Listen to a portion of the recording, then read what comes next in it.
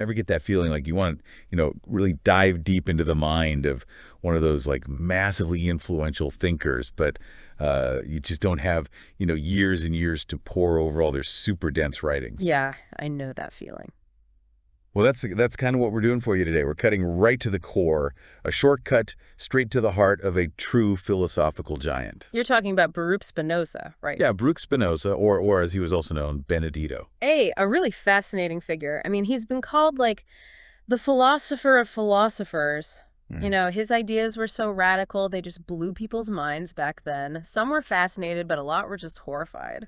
Yeah, and it's kind of wild, right? This is a guy clearly deeply concerned with God. I mean, he lived a very disciplined life, and yet he managed to get himself condemned by, like, pretty much every religious authority out there. It is a real paradox, isn't it? A total head scratcher. Yeah, and for this deep dive, we've really gone deep into some, really fascinating analyses of Spinoza's whole system. It's intricate. Oh, yeah. Our mission, I guess you could say, is to try to unpack one of his most central and often most misunderstood ideas. Deus sive Natura, God or nature. Right. We're going to explore what this actually meant to Spinoza himself. The world he lived in intense is an understatement, and why his ideas, from centuries ago, still kind of ripple through modern thought in these really surprising ways. Okay, so to get us started, like, where do we even begin with a figure like Spinoza? I think the best place to start is with the man himself, right? Baruch Spinoza, born in Amsterdam in 1632. What was that world he was born into? Yeah, paint us a picture. Okay, so picture this. Amsterdam in the 17th century, a bustling hub of trade and ideas. Spinoza's family, they were Sephardic Jews, originally from Portugal. Sephardic Jews? Yeah, his parents had actually fled, the Inquisition, the brutal religious persecution. Wow. They found a more tolerant environment in the Netherlands. They could actually, practice their Judaism more openly there. So you're saying he was raised within a strong Jewish tradition? Oh, yeah. Undeniably. I mean, the Bible, the Talmud, that was central to his upbringing. Right. But here's the twist. He also had the opportunity to study Latin and Greek. Oh, okay. That opened up a whole, vast world of classical thought. He was exposed to all these different philosophical and scientific ideas. And it seemed like this exposure, right, alongside, this kind of growing sense of intellectual freedom among some Jewish students at the time, led him to, start questioning some of the traditional views he'd been taught. You got it. Exactly. There was this growing feeling that those strict interpretations of religious dogma, they weren't really satisfying, their intellectual and spiritual curiosity. Well, yeah. And Spinoza, he was especially bold. He started expressing some pretty unconventional ideas, about some pretty core beliefs. Like what specifically? What got him into so much hot water? Several things, actually. He argued, for one, that the Pentateuch, the first 5 books of the Bible, he said they weren't, divinely authored in the traditional sense. He believed they were written by people with a limited understanding of science and theology. Yeah. He also rejected the idea of a God with a physical body, a corporeal God. And get this, he denied the immortality of the soul. Whoa. Yeah. And the existence of angels. Angels, no angels. He even suggested that the biblical story of Jacob wrestling with the angel, that it might have just been, an epileptic seizure. Wow. Okay. I mean, those are some serious challenges to really fundamental tenets. It's not surprising that they weren't thrilled with him. So how did the Jewish community leaders react to these views? Well, their reaction was understandably pretty severe. Keep in mind, the Dutch Republic was relatively tolerant, especially compared to, the rest of Europe.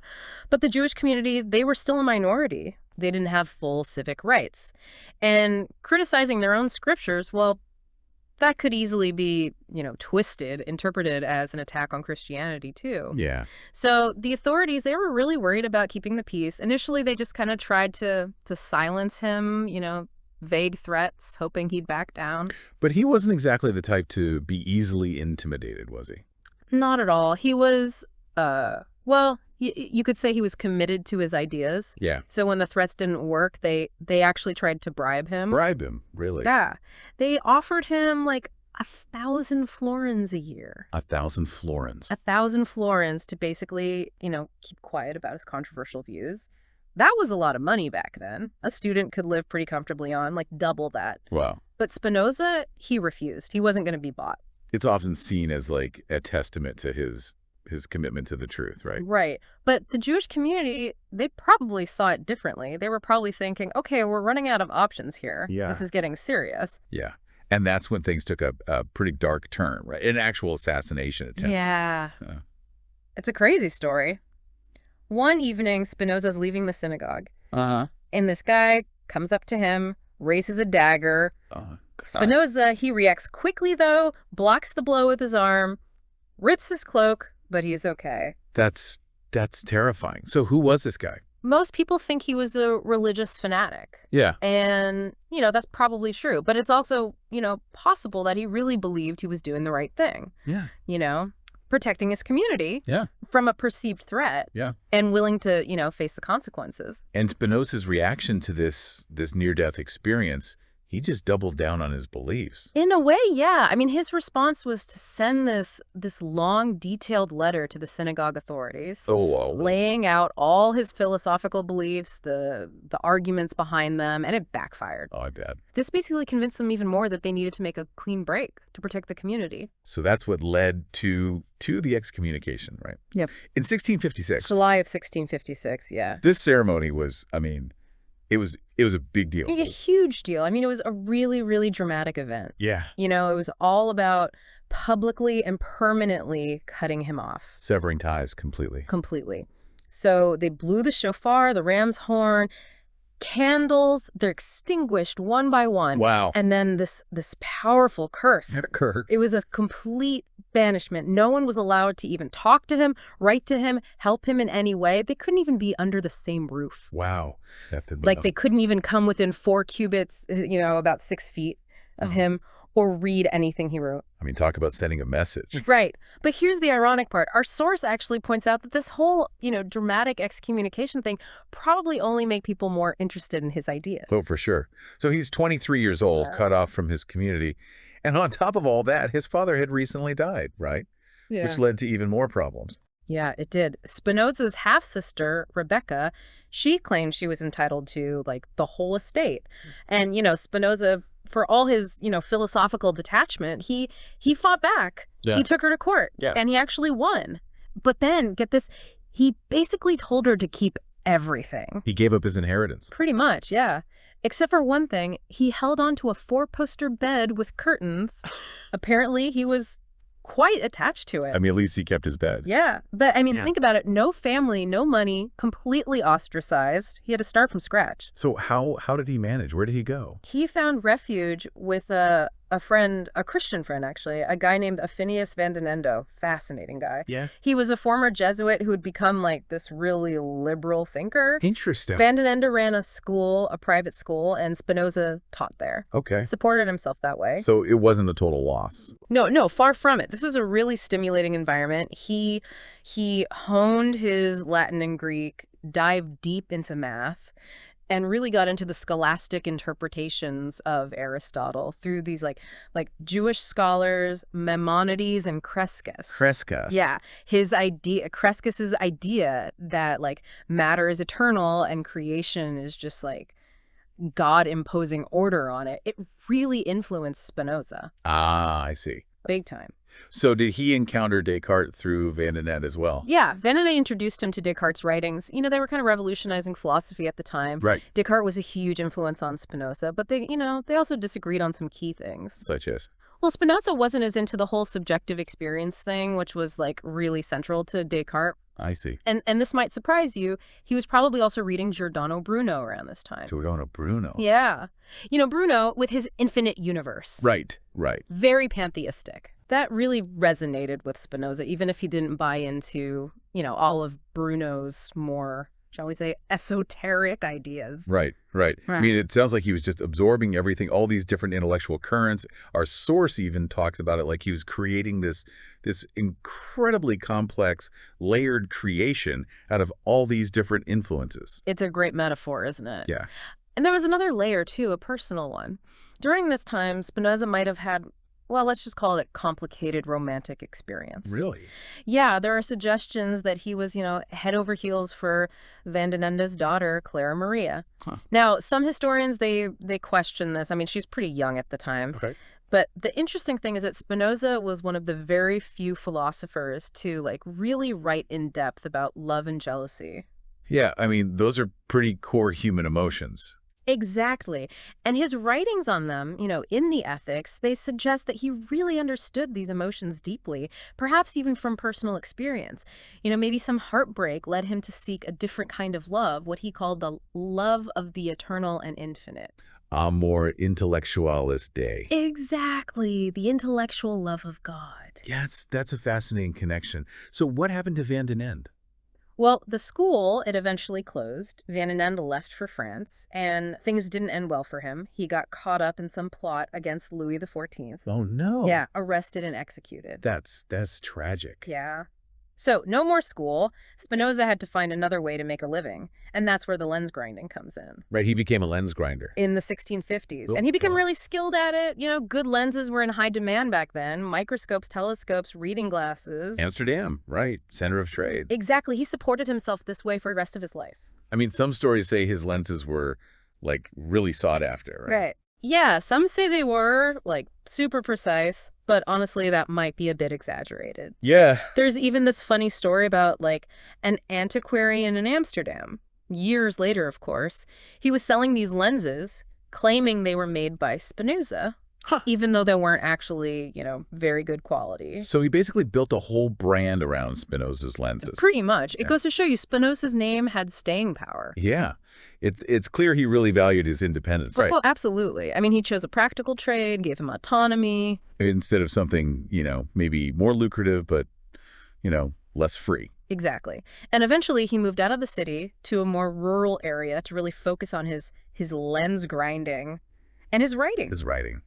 During this time, his closest friends, they were mostly from this Mennonite-like Protestant sect. Mennonite-like. Yeah, known for being very independent thinkers and very pious, which made them kind of outliers among the other Christian groups in the Netherlands. And it's around this time that he starts using the name Benedito. Benedito, yeah. Though we don't actually know for sure if he ever converted to Christianity. It's a bit of a mystery. But this was when he really started to, to flesh out his whole philosophical system, which eventually became his most famous work, the Ethics.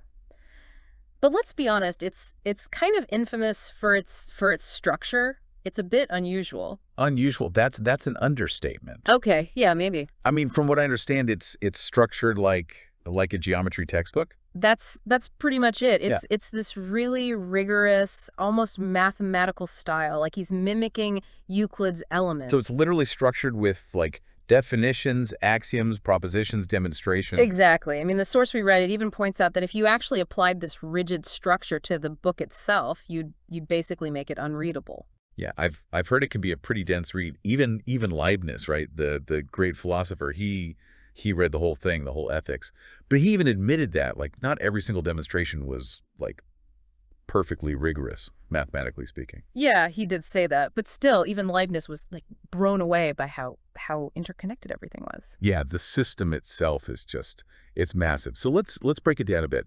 What are like the basic building blocks of this whole thing? Well, he starts part one with 8 key definitions. These are like the foundations of everything. Right. Things like cause of itself, causa sui, which is, something that just by its very nature has to exist. Okay. Finite in its kind, what substance is, this is a big one. Substance is that which is in itself and conceived through itself. Right. Then there's attribute, what the intellect perceives of a substance. Mode, which is kind of like a modification of substance. God, which is, the absolutely infinite being, the substance with the infinite attributes. Freedom, which interestingly he defines as existing solely by the necessity of its own nature. And eternity, which is basically just existence itself if you're eternal. Okay, so like right off the bat, we're already in pretty abstract territory. Yeah. Let's zoom in on substance for a second. Yeah. Why is this such a key concept for him? Because for Spinoza, substance is a reality. Like the most fundamental kind of reality. It's the thing that doesn't depend on anything else to exist. It just is. Yeah. And it's not created. It's not caused by anything else. That's a huge departure from like a lot of traditional philosophy and religion where, you've got God as this separate creator, right? Notice how Spinoza, he starts by defining substance not as something that's made, but as something that just like exists on its own, that which is in itself and conceived through itself. Right there, he's already challenging that whole idea of a dependent creation, which sets up his like radical view of God as the only substance, the only thing that truly exists on its own. It's like the ultimate self-made entity. That's it. That's the core takeaway. Yeah. The ultimate self-sufficiency of reality. Okay, and this one single substance, that's what he's ultimately calling God or nature. You got it. Deus sive Natura. And this substance, it has like infinite attributes. Infinite ways of being. But we humans, we can only perceive two of them, extension and thought. Extension and thought. Okay, break those down for me. Extension, that's basically the physical world, Yeah. matter, space, all that. Okay, I get that. And thought, well, that's consciousness, our minds. Right. So we experience reality through these two lenses. Two sides of the same coin. Exactly. And this is where Spinoza goes beyond Descartes. Okay, yeah, Descartes, he was big on mind-body dualism, right? The mind and body is two separate things. Yeah.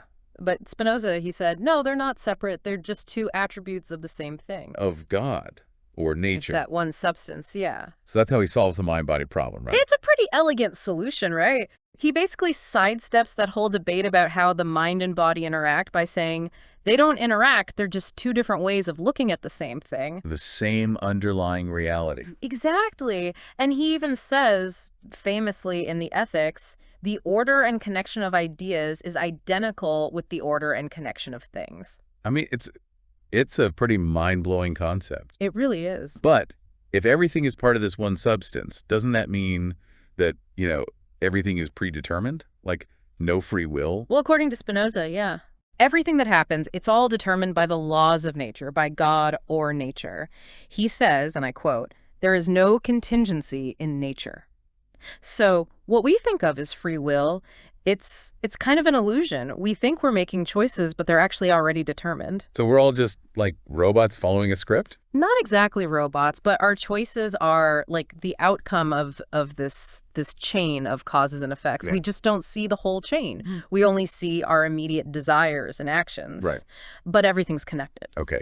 But if everything is like preordained by this God or nature, how does he even prove that this thing exists in the first place? He uses something called the ontological argument. It's a classic argument for God's existence. It basically says that the very idea of God, the concept of God, implies that God must exist. I mean, it sounds a little bit like circular reasoning to me. It can, yeah. But our source does point out that this type of argument actually has some modern relevance, right?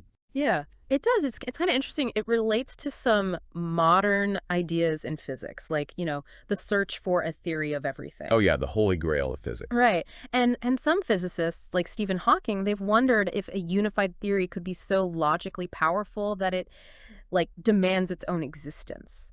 That the universe couldn't be any other way. It's like Spinoza's idea of causa sui. The universe is the way it is because it has to be. It's a pretty heady concept. It is, but it goes to show you that, even though Spinoza can seem very, cold and logical, there's actually this really poetic, even spiritual side to his thinking. So it's more than just geometry, right? Oh, definitely. He talks about seeing the universe sub specie eternitatis, like under the aspect of eternity. Specie eternitatis. Yeah. It's about seeing beyond, our limited human perspective. To a more unified view of things. Exactly. Everything's interconnected. He was big on interconnectedness, right? Huge. He said that every human body is literally a part of God's body. So harming someone else is like harming yourself. Exactly. He also believed that the happiness of each person depends on the happiness of everyone. That's actually a really beautiful idea. It is. And ultimately, for Spinoza, the universe doesn't need a creator or a purpose. Because it just is. It just is. It is what it is. So moving on, let's talk about Spinoza's theory of emotions. Okay. This is something that our source actually highlights as being, surprisingly relevant even today. It really is. I mean, compared to some earlier theories, Spinoza's ideas they're way more nuanced. Yeah. He starts with, basic definitions. Desire, that's our essence. It's what drives us. Pleasure, that's like the feeling of moving towards greater perfection. And pain is the opposite. Right. He even defines admiration. It's like that feeling of your mind being completely absorbed by something. That's interesting. What about love and hate? He defines love as pleasure accompanied by the idea of an external cause. And hate's the opposite, pain with an external cause. But our source points out that this might actually clash with his idea of the intellectual love of God. Right, because if God's everything. If God's everything, there's no, like, truly external cause, right? Yeah. So is loving God the same as loving yourself? That's a tricky one. It is. And Spinoza tries to, explain away by saying that our love for God is actually part of God's love for himself. Okay. But not everyone's convinced by that. No. But still, even with those complexities, he has these amazing insights into, human nature. Like, there is no hope without fear, nor fear without hope. That's so true. But there's one thing that our source points out is a kind of a blind spot in Spinoza's thinking, right? Yeah, it's his view on doubt and error. Okay. He was so confident in, his own rationality that he basically saw doubt and error as just like a lack of understanding. Like, if we understood the truth perfectly, we wouldn't have any doubts. So no room for, like, healthy skepticism. Not really. And of course, now we know that things aren't always so clear-cut. Right. Like with non-Euclidean geometry, for example. Spinoza was all about certainty, but sometimes things are just, more complicated than that. So let's move on to his ethics. Okay. He has this famous quote, "The instinct of self-preservation is the basic and sole foundation of virtue." Right. But, I mean, what about things like self-sacrifice? That doesn't really seem to fit with self-preservation, does it? It's a good question. And Spinoza, he tries to explain it by saying that, in those cases, something external is like overriding our natural instinct to survive. So it's not really a true act of self-sacrifice? Not in the, pure sense. Okay. But that explanation, it kind of feels like he's trying to force things to fit his system. Yeah. He does have a tendency to do that. Our source also talks about how he had this like really detached view of human actions and desires, almost like he was looking at like geometric shapes instead of, real people. Yeah. He was a very, very cerebral guy. Yeah. And fascinated by insects fighting. Yes. Which, I mean, when you think about it, it's kind of ironic, right? Because people, they'll watch animals fight and think it's amazing. But when humans do it, it's horrible. So he's kind of pointing out our hypocrisy. Maybe. Or maybe he just found it, intellectually interesting. So when his philosophy finally did start to circulate, it didn't exactly go over well, did it? No, not at all. I mean, the reactions were, let's just say they weren't very positive. What were people saying? Both philosophers and theologians, they were pretty much all against him. Yeah. His whole concept of substance, of Deus of Natura, God or nature, it was seen as a direct attack on, traditional ideas about God. Yeah. Like the idea that God is separate from the universe, that he's personal, that he has free will, that he can perform miracles. Right. All of that went out the window with Spinoza. Yeah, he basically said God is the universe, and that's it. Pretty much. And for a lot of people, that sounded a lot like atheism. And that's why he didn't actually publish the Ethics during his lifetime, right? Yeah, he was very aware that his ideas were, going to cause a lot of trouble. Yeah. So the Ethics only circulated among his, inner circle of friends. Okay. And there's this story about a guy named Adrian Korbach. He published a book that was critical of, religion and society. Uh-huh. And he got in huge trouble. Like legal trouble. Yeah, thrown in jail. Wow. So that was a warning for Spinoza. Don't rock the boat too much. Yeah, so he lived this pretty quiet life, moved to Voorburg, then to The Hague, making lenses, writing. Yeah, living simply. Our source mentions that there's this one really interesting remark in one of his letters about his health. What was that about? Oh, yeah. He wrote to a friend, a doctor, and he was talking about how he had this fever, and he tried bloodletting. Bloodletting. Which was, the standard treatment back then. Right. But it didn't work. No. But then he got malaria, and he said he cured it with a special diet. So he was into healthy eating. Well, he was definitely into, taking care of himself. He lived in this, one room. It was his bedroom, his workshop, his whole life. Wow, that's dedication. It is. There's this other quote that I find really intriguing. He supposedly described his way of life as like a snake with its tail in its mouth. Yeah, that's a weird one, isn't it? I mean, what do you think it means? I don't know. It's like self-contained, cyclical. Yeah. Maybe it's about the interconnectedness of, his thinking and his... Yeah. Guys, see you in another podcast. Don't forget to subscribe to our channel.